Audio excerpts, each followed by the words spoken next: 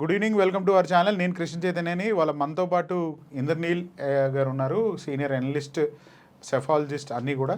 So sir నమస్తే sir, welcome to our channel. నమస్తే sir, చూస్తూ ఉంటుంటే ఈ డిఎస్సి ఛాలెంజ్ ఒకటి, తర్వాత గ్రూప్ 1 ఎగ్జామ్స్ ఒకటి, అన్నిటికీ ఎటు నుంచి ఎటు పక్కకి ఛాలెంజ్ వెళ్తుంది. జగన్మోహన్ రెడ్డి గారు ఇచ్చిన ఛాలెంజ్ ఏదైతే ఉందో దాన్ని ఇవాళ వరకు కూడా యాక్సెప్ట్ చేయకపోవడానికి కారణం ఏంటి టీడీపీ వల్ల? బేసికల్లీ ఇప్పుడు దేశం అంతా జంతర్ మంతరు ఆల్ ఆఫ్ సడన్ చాలామంది ఏమనుకుంటున్నారంటే అంటే నేషనల్ పాలిటిక్స్లో విద్యాశాఖ మంత్రితో రాజీనామా చేయించాం కాబట్టి అది చూసిన తర్వాత ఏపీలో స్టార్ట్ అయిపోయింది, లేదు దాన్ని వాడుకోవాలని చూస్తున్నారని అపోహలో కొంతమంది ఉన్నారు. ఫస్ట్ అది గుర్తుపెట్టుకోండి. జంతర్ మంతర్ కంటే ముందు అంటే 10 నెలల క్రితమే ఈ డిఎస్సి మీద ఆరోపణలు రావటము, అప్పటి నుంచే కొంత యాజిటేషన్ స్టార్ట్ అవటము. మోర్ ఓవర్ మీరు ఒక చిన్న కంపారిజన్ ఒకటి మర్చిపోతున్నారు చాలామంది. జంతర్ మంతర్ ఇన్సిడెంటే తీసుకుందాం. నీట్ ఎగ్జామ్ జనరల్గా ప్రతిపక్ష నాయకుడిగా ఎల్ఓపి రాహుల్ గాంధీ దగ్గరికి విద్యార్థులు వెళ్ళి మేము నష్టపోయాము, మీరు మాకు న్యాయం చేయాలి అని కోరలా. మేబీ అతని మీద కూడా నమ్మకం లేదు వాళ్ళకి. రాజకీయ పార్టీల్లో ఉన్న నాయకులందరూ కూడా వాళ్ళ స్వార్థాల కోసమే పనిచేస్తారు అనే అపోహలో ఆ ఆలోచన విధానం అలా ఉండటం వలన జంజీ ఎవరూ కూడా రాహుల్ గాంధీ దగ్గరికి వెళ్ళాల. మీరు ఆ సీజేపీ పార్టీ వ్యంగ్యంగా తయారైన తర్వాత ప్రారంభించిన జంతర్ మంతర్లో రిలే నిరాహార దీక్షలు స్టార్ట్ చేసిన నిరసనల కోసం వాళ్ళకి మద్దతుగా రాహుల్ గాంధీ వెళ్ళారు తప్పితే జంజీ రాహుల్ గాంధీ దగ్గరికి వెళ్ళలేదు. కానీ ఏపీ సినారియో మీరు తీసుకున్నారనుకోండి, ఏపీ సినారియోలో ఏమైంది? డిఎస్సి అభ్యర్థులు ప్రతిపక్ష నాయకుడి దగ్గరికి వెళ్ళి మాకు న్యాయం చేయండి, మాకు అండగా నిలబడండి అని కోరుకున్నారు. మీకు తేడా అర్థమైంది కదా? ఇప్పుడు అలా కోరుకున్న తర్వాత డెఫినెట్లీ వైఎస్ఆర్సీపీ లైక్ పార్టీల ప్రజల పక్షం అంటామా, లేదు అంటే నష్టపోయిన బాధితుల పక్షం అంటారా? డెఫినెట్లీ వాళ్ళకి న్యాయం జరిగే వరకు అది 1 year పట్టచ్చు, 2 ఏళ్ళు పట్టచ్చు, ఎవరు ఎంత వ్యంగ్యంగా మాట్లాడచ్చు, ఎవరు ఎన్ని ట్రోల్ చేయొచ్చు, వాళ్ళ తరపున అంటే బాధితుడికి మాత్రమే ఆ పెయిన్ తెలిసింది. వాళ్ళ తరపున నిలబడాల్సిన బాధ్యత 200% వైఎస్ఆర్సీపీకి ఉంది. సో ఆ రోల్ని ఫుల్ఫిల్ చేస్తున్నారు జగన్మోహన్ రెడ్డి గారు అనేది ఈరోజు ప్రజలకైతే చాలా క్లారిటీ ఉంది.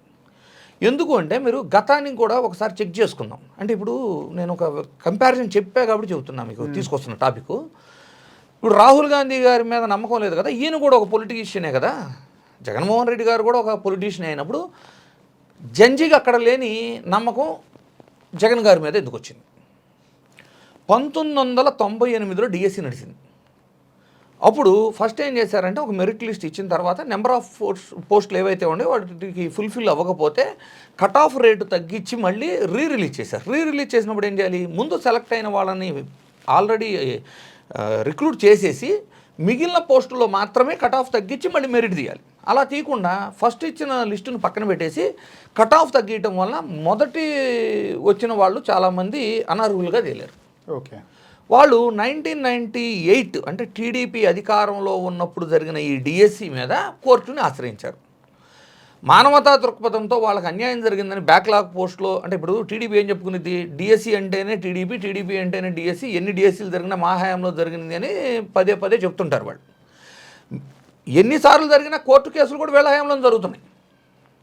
సో 1998లో అభ్యర్థులు ఎవరైతే కోర్టును ఆశ్రయించారో అప్పుడు మానవతా దృక్పథంతోనో బ్యాక్లాగ్ పోస్టులోనో నెక్స్ట్ డిఎస్సిలోనో వీళ్ళకి ఉద్యోగాలు ఇవ్వకపోగా కోర్టుల్లో ప్రభుత్వం పోరాడింది. ఏంటి? వాళ్ళకి ఇవ్వకుండా ఉండడానికి. ఓకే, ఎట్ లాస్ట్ ట్రిబ్యునల్ కోర్టులో గెలిచారు అభ్యర్థులు. తర్వాత దాన్ని మళ్ళీ అప్పుడు కూడా యాక్సెప్ట్ చేయకుండా ప్రభుత్వాలు పైకోర్టు కేసుని మళ్ళీ పై కోర్టులో గెలవడానికి ఇంకో 2-3 ఏళ్ళు పట్టింది. ఆ తీర్పులు వచ్చేటానికి మనం కరెక్ట్గా సమైక్య ఆంధ్ర తెలంగాణ ఈ ఉద్యమాలు నడుస్తూ 2014 ముందు 2011 ఆ టైంలో వచ్చినాయి. సరే, కోర్టు వర్డిక్ట్ ఏమిచ్చింది? తీర్పు వాళ్ళకి న్యాయం చేసి వాళ్ళకి ఉద్యోగాలు ఇవ్వమని చెప్పింది. 2014 నుంచి 2019 వరకు టీడీపీ అధికారంలో ఉంది. చంద్రబాబు గారు అధికారంలో ఉన్నప్పుడు 98లో డిఎస్సి జరిగి దానిలో అన్యాయం జరిగి కోర్టులో ఇన్నేళ్లు పోరాడి కోర్టు తీర్పు తెచ్చుకున్న తర్వాత 5 ఏళ్ళు అధికారంలో ఉండి కూడా వాళ్ళకి ఏ లబ్ధి చేయలే. వాళ్ళకి ఎవరు చేశారు న్యాయం?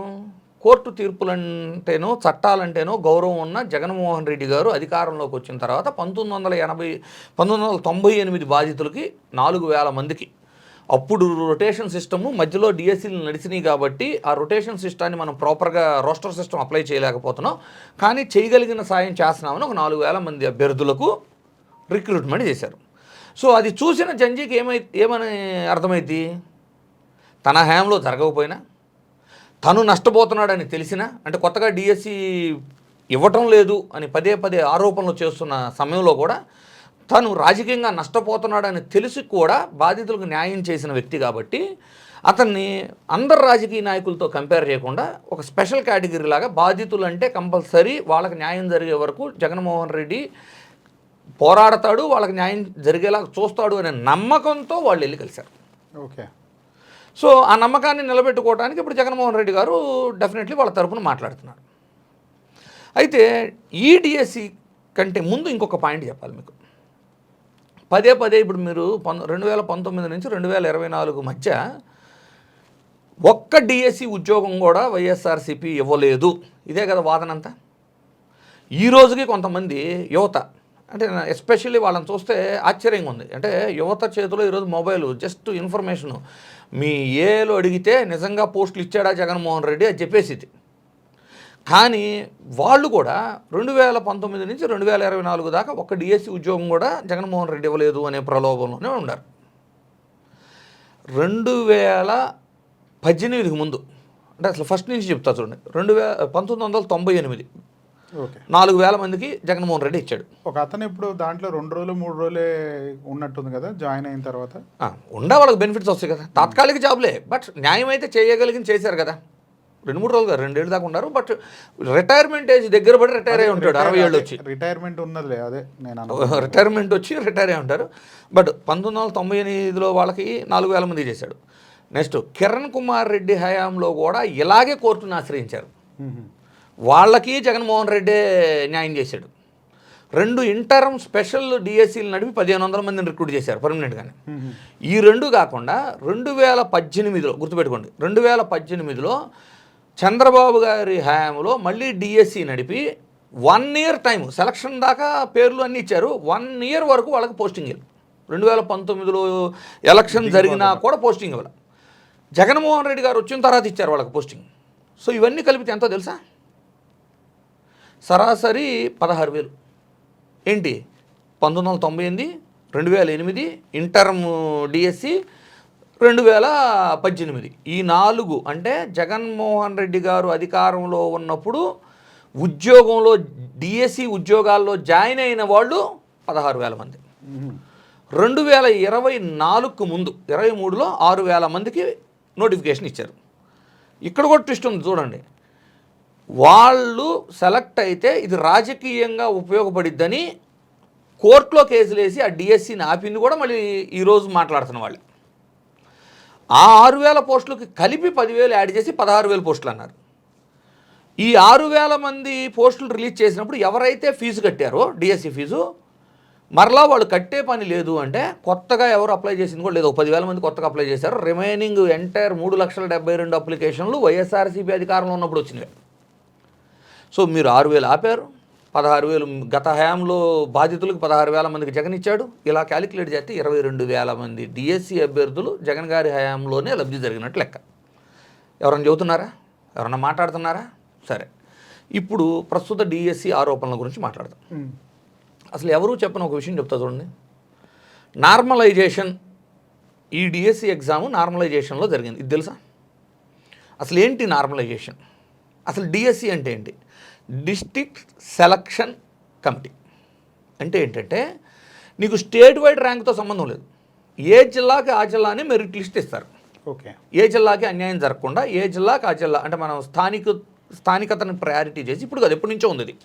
సో డిఎస్సి అంటే ఏ జిల్లాకి ఆ జిల్లా మెరిట్ తీసి ఆ జిల్లాలో ఉన్న వేకెన్సీలకి రోస్టర్ సిస్టమ్ అప్లై చేసుకుంటూ వర్టికలా హారిజాంటల్ అని నోటిఫికేషన్లో ఇస్తారు. రిజర్వేషన్ సిస్టమ్ ఎలా అప్లై చేయాలి అనేది. హారిజాంటల్ రిజర్వేషన్ కోర్టులన్నీ కూడా హారిజాంటల్ రిజర్వేషన్ ఇవ్వాలని తీర్పులు ఇచ్చినాయి కాబట్టి జగన్మోహన్ రెడ్డి గారు 6,000 పోస్టులు నోటిఫికేషన్ ఇచ్చినప్పుడు కోర్టులని చెప్పిన దాన్ని యాక్సెప్ట్ చేస్తూ హారిజాంటల్ రిజర్వేషన్లో నోటిఫికేషన్ ఇచ్చారు.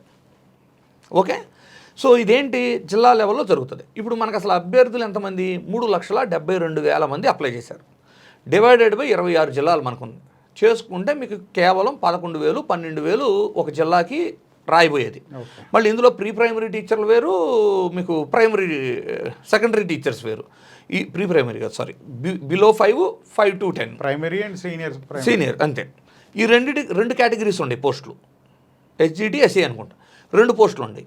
ఈ 2 పోస్టులకి అప్లై చేస్తుంటారు కదా చాలామంది. అలా తీసుకుంటే ఏ జిల్లాలో కూడా యావరేజ్గా 8,000 మంది లేరు.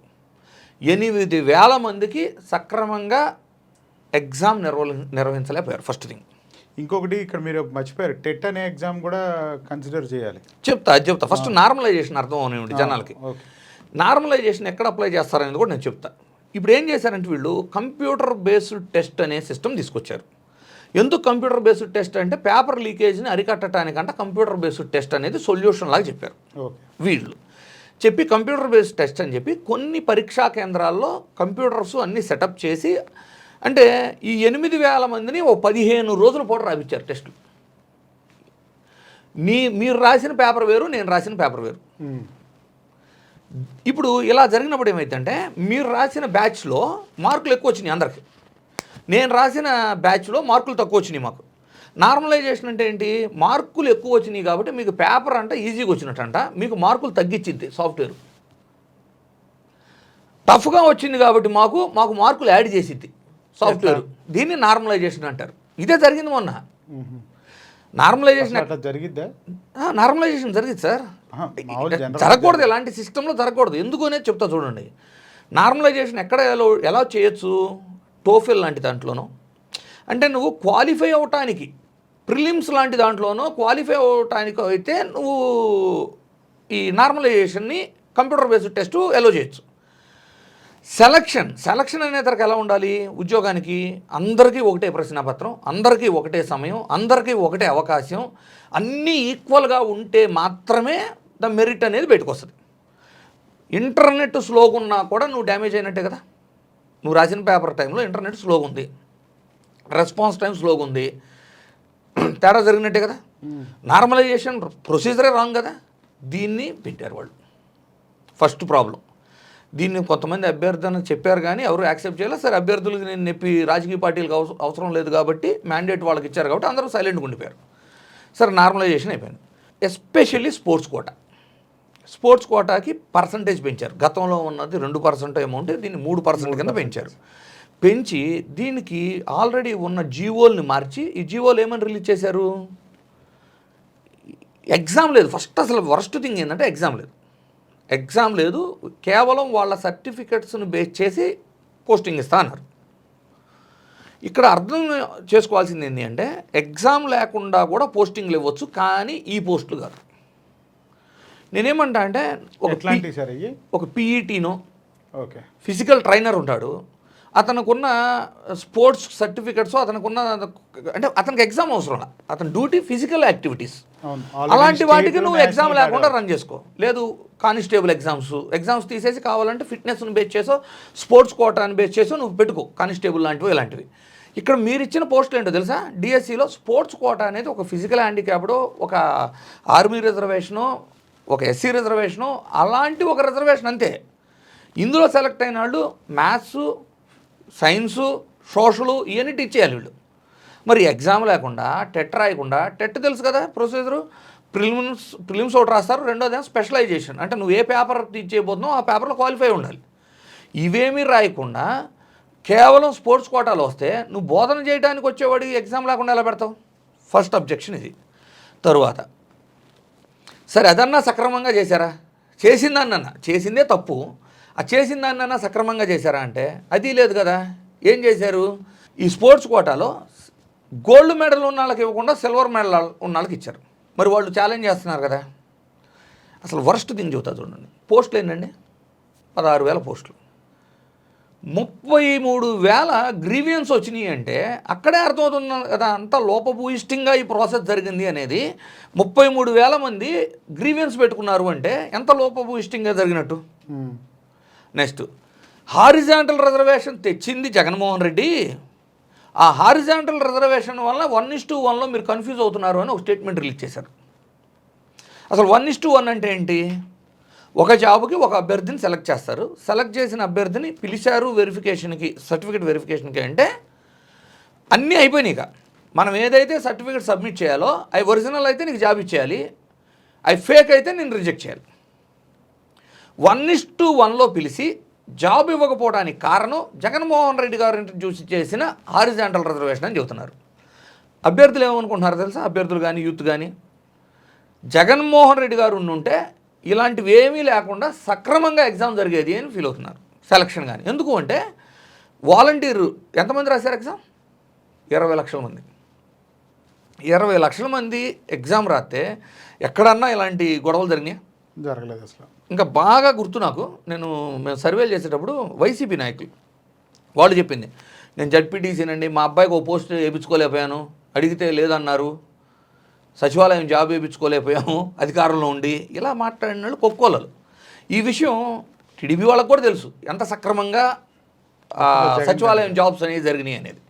మరి అలాంటిది ఒక జిల్లాకి 11,000 12,000 మంది రెండు పోస్టుల కోసం అప్లై చేసిన వాళ్ళకి సక్రమంగా నిర్వర్తించలేక ఇన్ని అవకతవకలు జరిగితే ఎలా యాక్సెప్ట్ చేస్తారు ప్రజలు? మాట్లాడితే సవాళ్ళు విసరటం, నేను చర్చకు సిద్ధం అంటారు.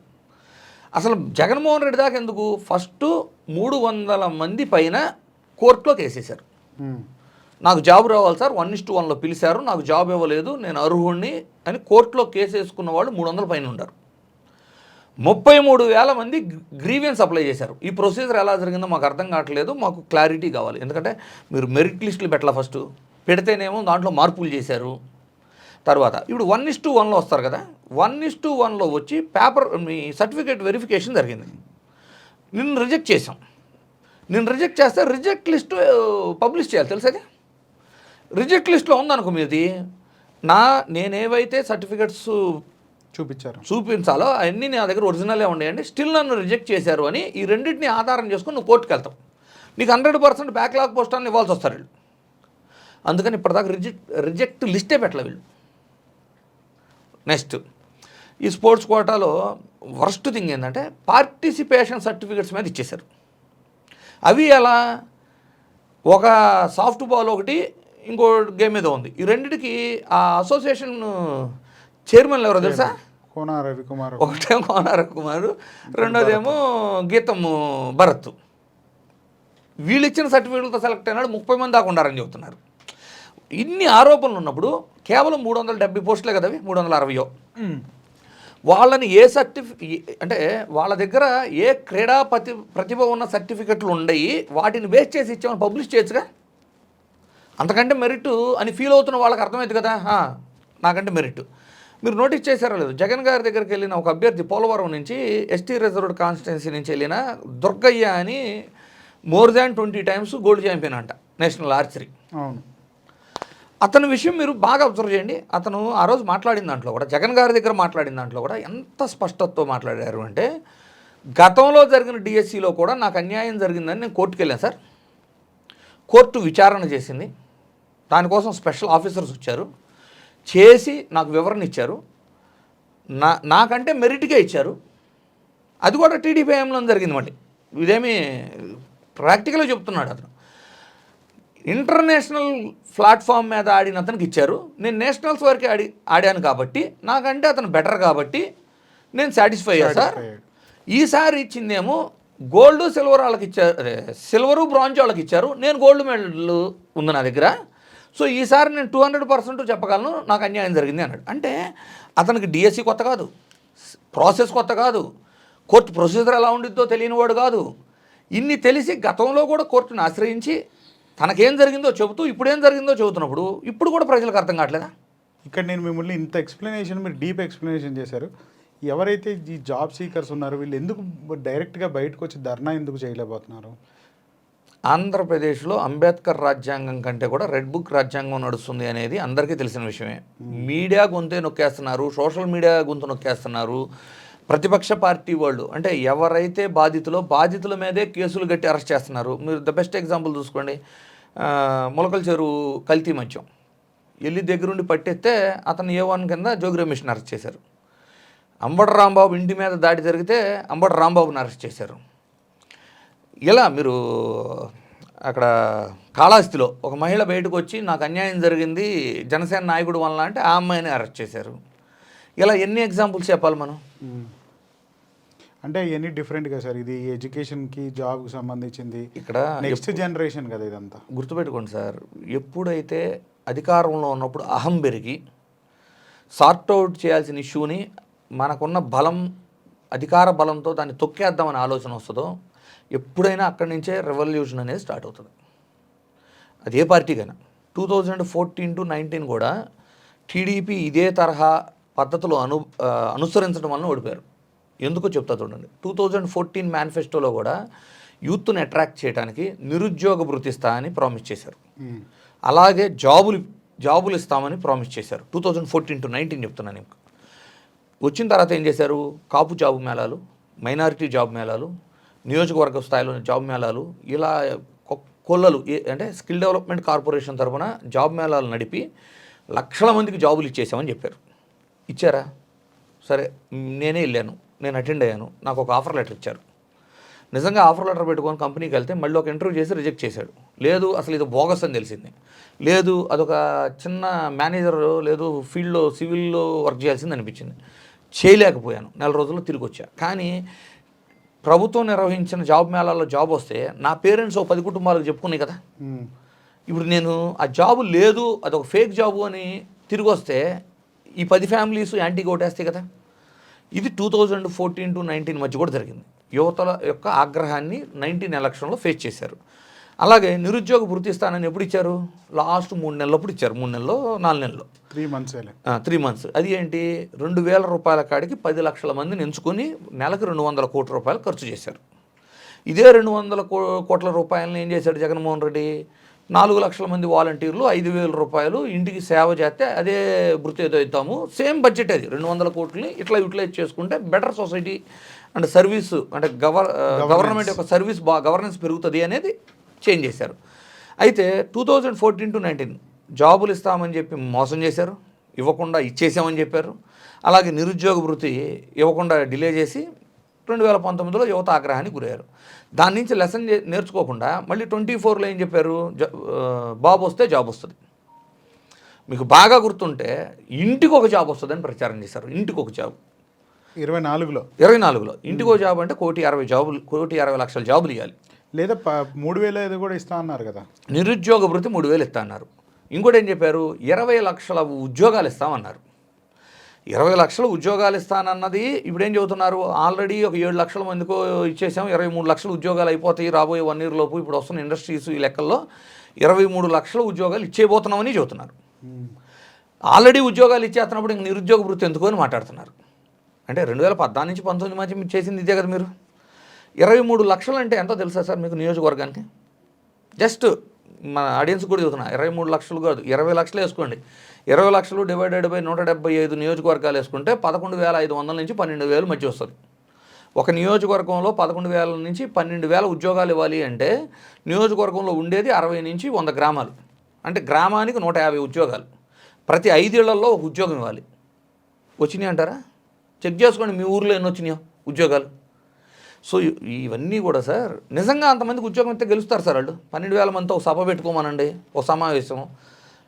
లేదు ఇలాగే మోసం చేస్తే ఏం జరిగింది? ఇప్పుడు 2014 నుంచి 19 మధ్య మోసం చేసినప్పుడు ఇప్పుడు కూడా చేస్తే నియోజకవర్గానికి ఇదే 11,000 మంది, కుటుంబానికి ఒకళ్ళు అంటే 40,000 ఓట్లు. 2024లో మీకు పడ్డ 40,000 మీకు మైనస్, అవి వైసీపీకి ప్లస్ అంటే 80,000 ఓటింగ్ తేడా వస్తుంది ఒక్కొక్క నియోజకవర్గంలో యువతను మోసం చేస్తే. ఇదే తరహాలో మీరు ఇంకా రాబోయే 2 ఏళ్ళు కూడా వ్యవహరిస్తే టీడీపీ కూటమికి చెబుతున్నా, నియోజకవర్గానికి 80,000 ఓట్లు తేడా అంటే 2-3 సీట్లు కూడా గెలవరు వీళ్ళు 175. ఓకే. సో వీళ్ళు ఎంతసేపు అధికారంలో రావడానికి ప్రతిసారి యూత్ని వాడుకోవటం, యూత్ని మోసం చేయటం. ఈ ఫైనల్గా అసలు ఆ ఛాలెంజ్ యాక్సెప్ట్ చేస్తారా, లేకపోతే దాన్ని ఏమన్నా మైండ్ డైవర్షన్ చేస్తారా? ఇందాక నేను రాజేశ్వర్ రెడ్డి సార్తో మాట్లాడుతుంటే సార్ నాకు కొత్త యాంగిల్ చెప్పారు. ఒరే నువ్వు పిచ్చోడ్లాగా నన్ను అడుగుతున్నావు క్వశ్చను. ఆల్రెడీ వాళ్ళు డైవర్ట్ చేసేసారు, ఆల్రెడీ వైసీపీ వాళ్ళు అవినాష్ రెడ్డి కేసులోకి తిరిగిపోయారు, ఇది మర్చిపోయారు అని అన్నాడు. అంటే ఇప్పుడు గుర్తుపెట్టుకోండి సార్, పొలిటికల్ పార్టీ ఒక నేరేటివ్ క్రియేట్ చేసి తయారు చేస్తే డైవర్షన్లో పడిపోతుంది. డైవర్షన్ వచ్చినప్పుడు డైవర్షన్లోకి వెళ్ళిపోతుంది. పీపుల్ సఫర్ అవుతూ ఒక సఫకేషన్ సొసైటీలో ఉండేది చూసారా, అది డైవర్షన్ అవ్వదు. అంటే ఇక్కడ నేను ఈ క్వశ్చన్ మీకు ఎందుకు చెప్పానంటే, ఇప్పుడు వాళ్ళు ఎవరైతే బాధితులు ఉన్నారో వాళ్ళు వైసీపీని ఆశ్రయించారు. అది వాళ్ళు చేశారు కాబట్టి, అంటే గబుక్కుని వైసీపీ దీన్ని ప్రయారిటైజ్ చేయకుండా తీసుకోకుండా ఏమన్నా అవినాష్ రెడ్డి ఈడీ కేసు మీద ఏమన్నా నిన్న డైవర్ట్ అయిందా అని అడుగుతున్నాను. That's what I'm telling. నేనేమంటా అంటే ఆబ్వియస్లీ టీడీపీ వాళ్ళు డైవర్షన్ పాలిటిక్స్ చేశారనుకుందాం. ఒకవేళ వైసీపీ వాళ్ళు కూడా ఒక వారం రోజులు దాంట్లో ట్రాప్లో పడి మాట్లాడారనుకుందాం. కానీ సొసైటీలో బాధితులు ఒక సఫకేషను, ప్రజల్లో ఒక అసహనం ఉంది కాబట్టి 4 రోజుల తర్వాత అయినా మళ్ళీ ఇది రగులుతానే ఉండేది డిఎస్సి వివాదం. ఇదంత ఈజీగా సప్రెస్ అయ్యేది కాదు అంటున్నా నేను. అంటే మీరు అనేది ఇది పబ్లిక్ మూమెంట్ లాగా ఉంది. పబ్లిక్ మూమెంట్ ఎప్పుడైనా గుర్తుపెట్టుకోండి, పబ్లిక్లో సఫకేషను, ఒక అసంతృప్తో, అసహనమో లేకపోతే పొలిటికల్గా పార్టీ చేసే ర్యాలీ ఎక్కువ రోజులు నిలబడదు. ఓకే. సో ఆ పరిస్థితి ప్రజల్లో ఉంది అంటున్నా నేను. ఇంకొకటి నోటీస్, ఇప్పుడు మీరు ఎన్నాళ్ళు అడిగారు నన్ను ఛాలెంజ్ యాక్సెప్ట్ చేస్తారా అని.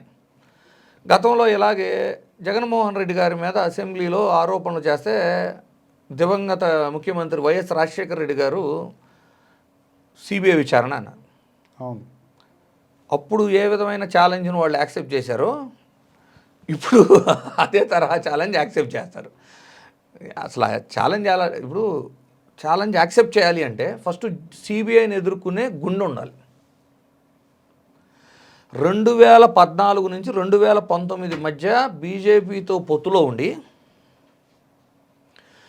బీజేపీతో 2018లో కటీఫ్ అయిన తర్వాత, చేసుకున్న తర్వాత సిబిఐ జనరల్ కన్సెంట్తో ఆంధ్రప్రదేశ్లో వచ్చి ఎలాంటి కేసును విచారించడానికి వీల్లేదు అని జీవో పాస్ చేశారు, గుర్తుందా? అవును.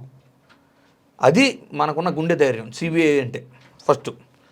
తర్వాత 2024లో మళ్ళీ బీజేపీతో కలిసి ప్రభుత్వాన్ని ఏర్పాటు చేసిన తర్వాత, సరే 2014 నుంచి 2019 మధ్య అంటే వీళ్ళ సపోర్ట్ వాళ్ళకి అవసరంలా, అధికారంలో నిలబడాలి అంటే బీజేపీ. ఈసారి వీళ్ళ సపోర్ట్ అవసరం. సో వీళ్ళు కొంచెం ధైర్యం చేశారు, సిబిఐ మందేలే, కేంద్రంలో ఉంది మనమే, రాష్ట్రంలో ఉంది మనమే కదా అని. తిరుమల లడ్డూలో పంది మాంసం కలిసింది అనే ఆరోపణ చేసి సిబిఐని పిలిచారు. సిబిఐ వచ్చి ఏం చేసింది, ప్రాపర్ ఇన్వెస్టిగేషన్ చేసి ఫస్ట్ ఆ ఆరోపణ తప్పు, పంది మాంసాలు ఇలాంటివి కలవల, యార్ డైరీ, వైష్ణవి డైరీ చుట్టూ కథ తిరిగింది, ఈ శాంపిల్స్ వచ్చినాయి అని కూడా టీడీపీ అధికారంలో ఉన్నప్పుడు ఇప్పుడు వచ్చిన శాంపిల్సే మేము టెస్ట్ చేసింది అని తెలిసింది. ఈ టెస్ట్ చేసిన శాంపిల్సే క్వాలిటీ లేవు అని తెలిసింది.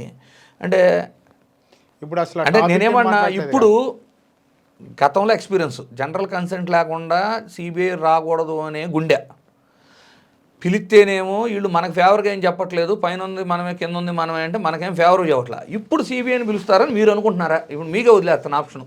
నేనైతే పిలవరు అనుకుంటున్నా. మరి ఈ 2 ఇన్సిడెంట్లు చూసిన తర్వాత ఏ ధైర్యంతో పిలుస్తారు? వాళ్ళు వచ్చి పుసుక్కున మొత్తం జరిగిన అవకతవకలు తీశారనుకోండి, తర్వాత కాన్సిక్వెన్సెస్ ఏంటి? సో నో ఛాన్స్, అసలు పిలిచే సమస్యే లేదు. రైట్ సార్, చూద్దాం ఎంతవరకు వచ్చి ఇది టేకప్ చేస్తారనేది. Right sir, thank you for joining us.